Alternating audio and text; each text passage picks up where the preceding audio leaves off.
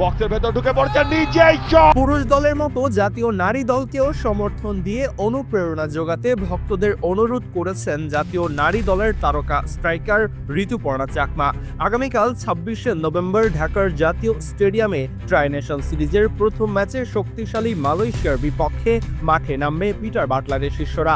সেই ম্যাচকে ঘিরে ইতিমধ্যেই নানান আয়োজনে সেজে উঠেছে ঢাকার জাতীয় স্টেডিয়াম। তবে নারী দলের ম্যাচকে কেন্দ্র করে ভক্তদের মধ্যে নেই পুরুষ দলের ম্যাচের মতো এত উৎসাহ উদ্দীপনা। বাংলাদেশের ফুটবলে চলছে এক গণজোয়ার। হামজা, সমিত, রাকিবদের ম্যাচ হলেই স্পন্সর, মিডিয়া হাইপ, দর্শকদের সমাগমের ছড়াছড়ি দেখা যায় চারদিকে। তবে এখনো যেন ধরাছোঁয়ার বাইরেই রয়ে গেছে দেশের নারী ফুটবলাররা।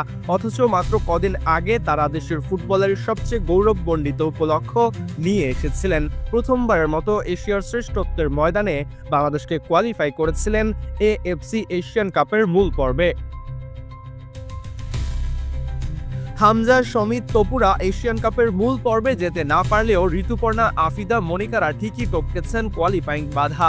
এবার ঘরের মাঠে ট্রাই নেশন সিরিজে আফিদারা লড়বেন মালয়েশিয়া এবং ইউরোপের দেশ আজারবাইজানের বিপক্ষে। তবে ভক্তদের মধ্যে এখনো নেই তেমন মাতামাতি। এর মাঝেই বাংলাদেশ ফুটবল ফেডারেশন বর্ণিল আয়োজনের নকশা করেছে। আগামীকাল বাংলাদেশের জনপ্রিয় মিউজিক ব্যান্ড নেমেসিস পারফর্ম করবে উদ্বোধনী ম্যাচের আগে।